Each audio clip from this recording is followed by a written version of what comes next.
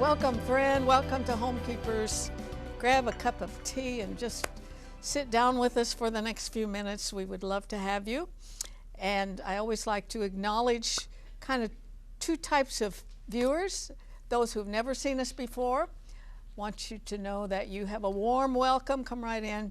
And those regular folks, you're part of us now, and we love you so much. Thank you for being there. We like to address anything and everything that affects the home. And today's subject is absolutely one of the top situations that we live with and have to confront from time to time, and that's real estate. We all need a place to live, don't we? And there's much to learn about it. And I'm glad to have a return guest today. She's been with us a couple times. Her name is Sharon Restrepo, and she's written the book Real Estate Common Sense. And at least for one type of real estate, I think this just answers any question you might have. I'm delighted to have her back. When you see her, you think, I remember her. She's the one who wrote Finding Mr. Right, so you can tell what a diverse talent she has. But probably when we purchase a home, it's the largest investment that any family ever makes. And there can be so many mistakes along the way. And this Sharon is the type of realtor that would like to spare you those. There's so much to consider. And I feel that it's my privilege and honor to bring Sharon to you and hopefully answer some questions for a very, very important decision in your life. So if you haven't met her, you're going to love her, I promise you that. And I'm going to join Stephanie, and we're fixing fettuccine with Alfredo sauce. I don't know if there's anything better than that. There might be, but it's certainly got to be at the top of my culinary list. And this is recipe that's pretty simple to put together, and yet I have a feeling, although I haven't tasted it, I have a feeling it's going to just be the best because of the ingredients in it. But before I join her, this is the final time I'm going to offer this book, The Tie, The Living Testimony. And as I mentioned earlier, you know, we really want to make your life better any way we can, your family and so forth, and giving to God is such a key. I wish I had the talent or the ability to really make people understand that when you handle your money as outlined in Scripture, you are going to be blessed. God asks 10%. I think it's an absolute disgrace that the government asks a whole lot more of us than God does. But I'll tell you, when you step into His financial plan, it's going to make your life a whole lot better. So this book is available to you for that gift of at least $15. We'll send it to you. And you can get it two ways. You can write to me at Box 6922, Clearwater, Florida 33758, or call the number on your screen. That's 1-800-229-0059. And that gift of at least $15. And the best you can do will really be appreciated, but we will send it out to you. So how are you today, Steph? I'm great. Yeah. How are you doing? She's a fairly new grandmother, and doesn't get any better than that. It really doesn't. Well, this is number 4, so I've been a Grammy for 7 years. I don't think she looks like a grandmother. Well, thanks. But there's nothing like it. That's for sure. Do you ever fix fettuccine Alfredo at home? No, I really don't, only because I have no willpower. Oh. And I love it. And I would just eat it until I was sick. So I have to make things that... Well, I wouldn't agree with that, because recently you went on the Daniel fast for 21 days and really stuck to it. So maybe you don't have it going the other direction. Yeah, that's probably the thing. If it's there. So you have garlic, parsley, and lemon peel that you're going to mix together. And I have a 1/4 cup of butter and an onion that I've sauteed. And I have some garlic, 2 cloves of garlic, and I have some lemon peel that I'm going to mix in. This is my question. Is this garlic is going to be on top of it? Yes. That's so everyone's going pretty to have powerful. Bad breath after this. Yeah. But that's all right. You know what my daddy used to say? What? People who eat garlic should pray with people who eat garlic. Yeah. True story. Yeah. Oh, this smells good already. Okay, so I sauteed that. I got the garlic in there. I got the lemon in there. Now I'm going to pour some cream in. And here's the Yum. cooked up fettuccine. Yeah, that's, but it's only half a cup, isn't it? Yeah, only half a cup. And then I have some cream cheese there we're going to whisk in. Yeah, and you need to cut it up. Yeah. Let me turn this up a little Get bit. it out of there. Yep. And I'm going to put some salt and pepper in here. Give that a minute to just I already love it. cook. Yeah, how could you not? Yummy. So I put a little pepper and a little salt. I turned the burner up, so we'll be cranking here in a second. So how many grandchildren do you have? I have 5 grandchildren, 3 in-law grandchildren who are all wonderful, 8 great-grandchildren. Wow. And you don't look like you could have Well, that, so. when the Bible says, be fruitful and multiply, we take it very seriously. You guys did that. We for do. Sure. We do. This just looks like a wonderful combination. My goodness. Delicious. And then I have some lemon juice I'm going to put in here.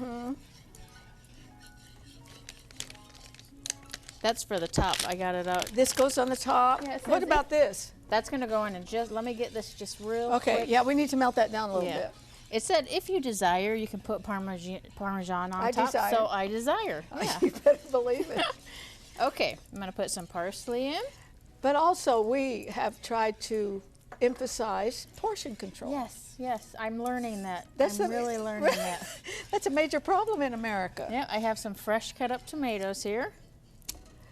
You know, when I go to a restaurant, it's very rare that I don't take a box out and I have 2 meals. Well, that's what you know what I've started to do is I ask for the to-go box immediately. I'm cutting everything in half and putting it away. So then I only eat half of it, because if it's in front of me, I'm going to eat it. So, You know, I wonder if in other countries the portions are as huge. I highly doubt it. I gotta taste this. You want Go to try ahead. that? I'm going to go ahead and put the pasta in here. That's so ridiculous. That's a spiritual experience right there. Look how easy that was, Oh, friends. super easy. And then if you want to give me your plate. Yeah, just a little bit. And it'd probably be better if it hang out a little bit. Oh yeah, for sure. We do speedy stuff here. Got it? And then put just a little bit of your, Oh, and this goes on the top. yep, just a little bit of sprinkle of that. Let's get some maters in there.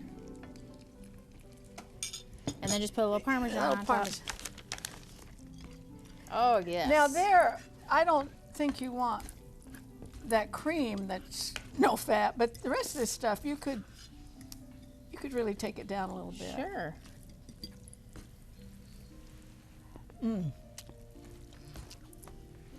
I don't think you'd find anything better than that at an Italian restaurant. That's good. That is, This will rival any, yeah, for it sure. will. It's absolutely spectacular. And guess what? Arthelene's going to take some home tonight for dinner. Sounds Fix like a a salad, plan. and I'm ready to go. Yep. I really think you want this one.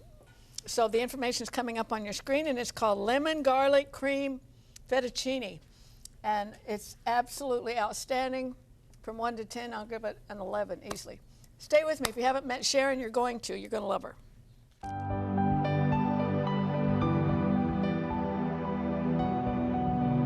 If you would like a copy of today's recipe, just write to the address on your screen, or you can email your request to arthelene@rippy.org.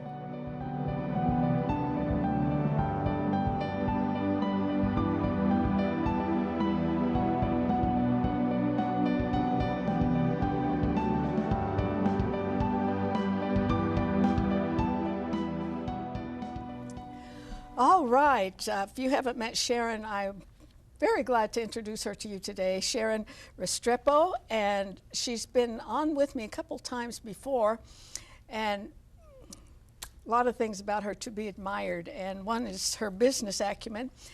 And one reason I wanted to bring her on is because I think real estate is a great field for women. Sharon, welcome back, but you got to sell the house to the woman, haven't you? don't you? Yes, you usually do. The kitchen. The kitchen, the master bedroom and bathroom. But I think it's a great business, and that women and men can do equally well in it. I think it really lends, because I've dealt in it a little bit. I've never had a license, but I know a little bit. And my husband's parents were very much into real estate, and I certainly learned the value of it and all. And you do very well. You are the president of the 32 West Realty, and that's in West Palm Beach. And you've been in it since 1992. So you were. What was it that attracted you to it? I just love, buying, fixing up, and selling. And after I was in it for a few years, I kind of got noticed, because back then there was very few women doing it. And I ended up becoming a mentor to a lot of folks, and back then it was predominantly men, and they thought, well, if a woman can do it, I can do it, so I'll learn from her. And over the years it's kind of swapped, and I teach a lot more women to buy, fix up, and sell now. And fortunately, you don't have to have a real estate license to do that. Well, that's true. And I've done, my husband and I, when he was alive, we've done the buy, fix up, and sell, and I'm over that. But I certainly understand it. And there's a lot of opportunities out there. And you deal in foreclosures and short sales, so that's why at the top of the show I talked about this specific area of real estate. And let me tell you this, if that's what you want to know about, you want this book. I can't think of one thing, I've gone through it, can't think of one question that she hasn't answered. This is a group of articles you've written? It's a compilation of articles that I've written for a magazine, and I chose the ones that were most popular with the investors that were reading and felt like they got the most out of, and just compiled it in one place. And it's really good, especially for those that are considering, real estate as an investment or investing career. I have heard these seminars advertised to learn what's in this book, and I don't know what they paid to go learn it. And if you went there free, you probably left after you spent a couple $100 on DVDs. And so it's all in this book. So I want to put her website up. We'll leave it up there, and as we talk and you find that you're interested, I can't recommend highly enough this book, because you don't want to go into this blind, thinking you know things, because you really don't. Are foreclosures, for the most part, a good deal? No, I mean, what makes a good deal is the price that you pay, versus versus the market value. If you're looking for an investment, then it's all about the return on that investment and what you feel comfortable as your return. There's no set number you have to make for it to be a good deal. It's really the opinion of the individual investor. So an investment could mean that you're buying a duplex or an apartment house to have income, or it could mean buying something that you tend to turn around and sell. Right. What's the most popular thing right now? We live in Florida, and it's usually pretty good. The real estate moves quite a bit here. Right. Well, right now, out of all of the foreclosures going on in the country, Florida has about 25% of them. And yeah, so it's huge, and that's really creating a big draw from everywhere. United all over States, the world, right? Really. Exactly. Yeah. I've noticed, because I read the real estate thing every week in the Sunday paper, that people from all nations are buying real estate in Florida. Okay, you talk about a slow, smart plan or a fast forward plan. Are they both good? It really depends on the individual, Some people jump in and think they're going to learn along the way, which happens, but they're going to pay for those mistakes and those learning lessons. And the folks that are a little more apprehensive, it may take them longer to make money, but they will make less mistakes. So I really discuss both ways of getting it done. You have to consider financing, and from the garbage I get on my email, I mean, there's all kinds of financing. They're trying to get me to finance something I don't need to finance. It's pretty simple unless your credit is really Well, you know, the thing with Non-existent. investing, there is a lot of creative financing available to folks. So sometimes credit isn't an issue. If the property's a good deal, you can get the funds. So as soon as you cross over the line to investing, you start to find other resources. Just like when you enter any new career, you just got to open the door to those resources. So some people are holding back, thinking, well, I can't do it. I don't have money, or I don't have this, because it's that first step of faith, and then the door will open and you'll start to see the opportunities. Yes, and Sharon is a devoted Christian. I bet you pray over every deal. I noticed something that I had a question mark about this, that sometimes the seller will hold a second mortgage. Sometimes the seller Wouldn't will hold a first Wouldn't or you rather second. be completely away from that person?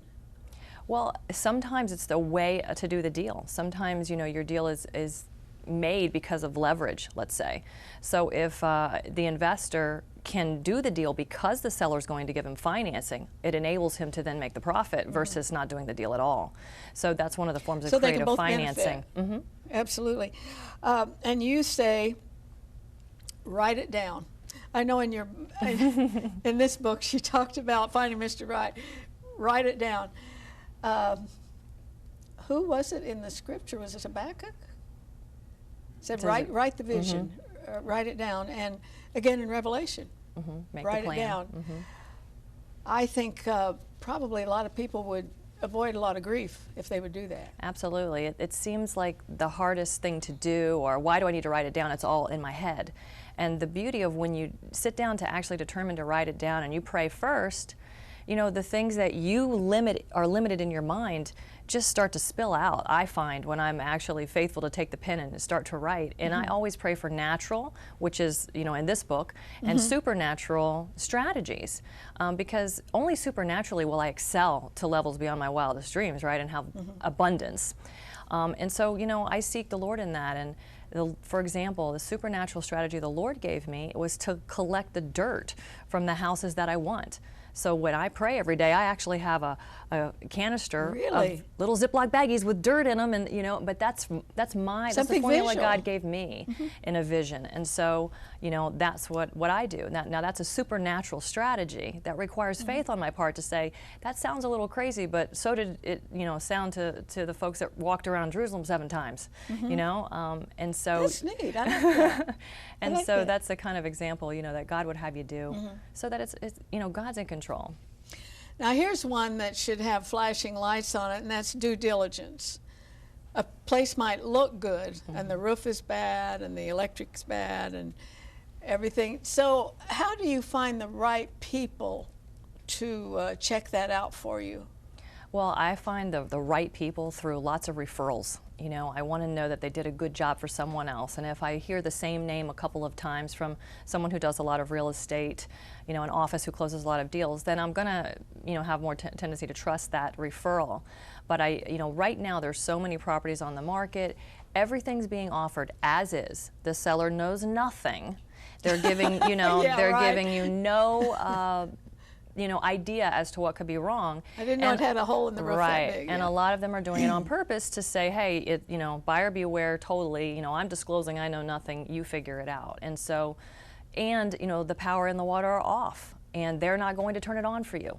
So there's a lot of things you either have to press in to do and say, hey, I'm going to pay the price to turn on the power and water for that day so I can do a good inspection, or I'm going to have to calculate, well, if the plumbing's bad and the electrical's bad, I better set aside $5,000 or $6,000 just for that, in my margins. And then while I'm doing all of this, I'm competing against other buyers right now. So, due diligence is very important. What looks like a great deal, once you actually open the walls and turn on the power and the water, this budget you had here is now here. Yeah, and sometimes you want a place so badly that you just rationalize past all those things, and then you pay a big price for it. Right. Yeah. I think there's a certain romance, people younger than me, to getting a fixer-upper. But you better really know what you're doing there. You see this young couple in love, and they get an old place and fix it up, and it's fun and it's great. but sometimes you get into things that are way beyond what you could have imagined. And that's why you're talking about due diligence. You know, the inspection report is very, very important. And when you're actually going to move into this fixer-upper and fix it up, you will spend 2 or 3 times what you think you will spend because you're buying for yourself. You're buying the home emotionally, and when you go into Home Depot or Lowe's, you're going to buy, you know, those items emotionally. So, you know, that price tag is going to keep raising because emotionally, you may have a beer budget, but you're spending champagne money. I hope a lot of people just heard what you said about that because it's so true. There is an emotional component, especially if it's a home you're going to live in. Now, curb appeal. Let me tell you a story. My last home I lived in 42 years, and the reason I was there that long is my mom lived next door to me, and she lived to be past 100, and I would not move away from her. But the neighborhood was kind of in decline. But I always believed if God gave you property, you should keep it up. And my outside was a showcase. I kid you not. There were only 2 homes on the block, and my mother had one, and I had one. And I had a jacaranda tree on the corner, and we built a big garden around it. And we would have poinsettias in wintertime, and we'd have, they're called impatiens or something, but it was beautiful. And when I had a garage sale to move to my new place, I can't tell you the people who said I would drive out of my way to come around to see this place. And you know what? There had been homes on the market there for 3 years. I put an ad in the paper and a sign up, and I had 3 offers in one weekend. So I'm your exhibit A for curb appeal, wouldn't you say? Absolutely.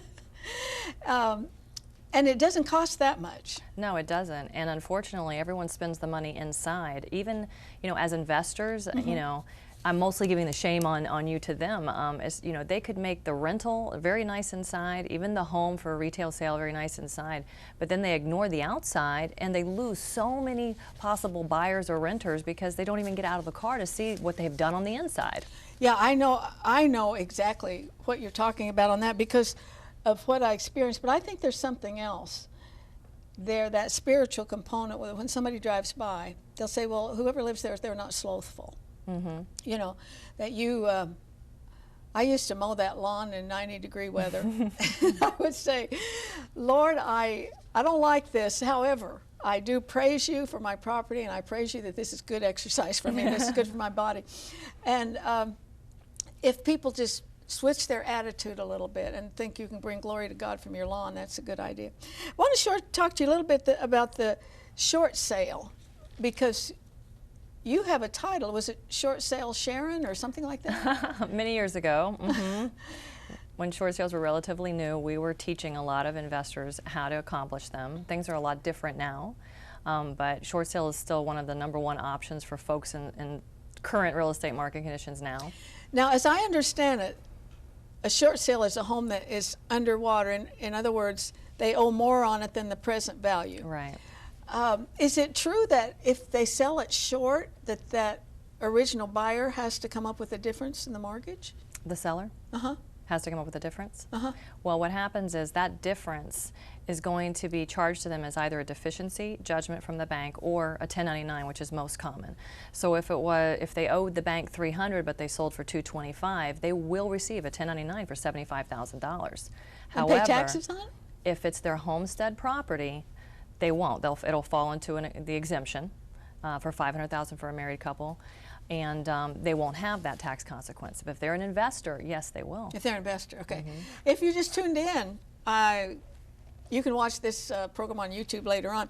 I'm talking with Sharon Restrepo and her book, Common Sense in Real Estate, and she is very qualified to write a book like this. We have her website up on the screen. I hope you'll take note of that, because she can answer a lot of questions in this book. If you're thinking about being a real estate investor, especially because it can be a very good life if you know what you're doing. Now, you talk about that an emotional investor. I can understand an emotion component to your own home. But are there people that really get all excited about a piece of investment property? I would think at least 75% of them, you know, when they go into, especially women investors. Is it because they're seeing a big profit? No, it's because they fall in love with the house. They think, I would live here, therefore it should be a good deal. Or I would live here, so I'm going to do this remodeling job to it, when really they're spending too much money on, you know, their goal for the exit strategy. And so they either pay too much or spend too much, or both, and then they have no profit. When you buy an investment property, and if you're going to sell it, I'm not talking about rental so much, should you have a pretty good idea of the profit margin? Absolutely. I have to stick to a strict form. I mean, I can fall in love with the house as well. I'd rather fall in love with the deal, but I can't fall in love with the house, and it can cause me to want to pay too much. But if I try to stick to my plan, has to fall in certain criteria and formula, that's going to keep me earning a paycheck. So as far as you know, and all the knowledge you have, when you make a deal like that, you know you're going to make a profit. And do you know the margins? Yes. What you can expect? Right. Based on comparable sales, days on market, you know, all of those parameters are taken into consideration. And in fact, I talk about the formula for purchasing in the book, because there are a lot of expenses that people don't realize. Okay, mowing the lawn every month for however long I'm going to hold it, paying those utilities if it has a pool or a big lawn, or, you know, electric, water, all of those extra things. Sometimes people just exclude the carrying costs, you know, not even taking them into consideration. So, you know, they learn quickly though when they lose money. Yeah, that's quite a teacher. We're just going to run out of time here, but you say in your plan, your written plan, have an exit strategy. What exactly do you mean by that? Well, when you buy a property as an investor, you have to know going into it, what's the exit strategy? What is the goal, the end goal for this property? Are you keeping it for a long-term rental for X number of years and then you're going to sell it, so that way there's an appreciation gain in there as well? Or are you buying it right now to fix up and sell, and you want to be in and out of it within a matter of months? And depending on the type of deal you're doing, there needs to be a different type of spread in there because of the return you're trying to create. That's the only way you're going to know, what can I really pay for this property? We are just about out of time, but in your experience, have you been able to be pretty close to, on an exit strategy, is when you could expect to sell it? Yeah, Really? when you do your Even that? research, right, when you're doing your research on any property, you're going to study the days on market. How long does it take a typical house to sell in this neighborhood? One of the big things that I've learned is, you know, if I go into a neighborhood and everybody has a pool and those are the homes selling, well then I better buy one with a pool too. Or I better make sure that my numbers will allow me to build a pool, or have room for a pool. There's got to be some factor in there, and those are the things you have to take into consideration. Yeah, and like you say, you always have an exit strategy. Well, we're out of time. This is so interesting to me, but thanks, Sharon. I'm so glad the Lord sent you to us. Hope you'll come back, and I hope you will too. Join me next time, remembering there's no higher calling than that of a homekeeper. Got to have a good house too. If you should miss a Homekeepers program, you can catch up by going to www.ctnonline.com. Click on CTN Programs and then on Homekeepers.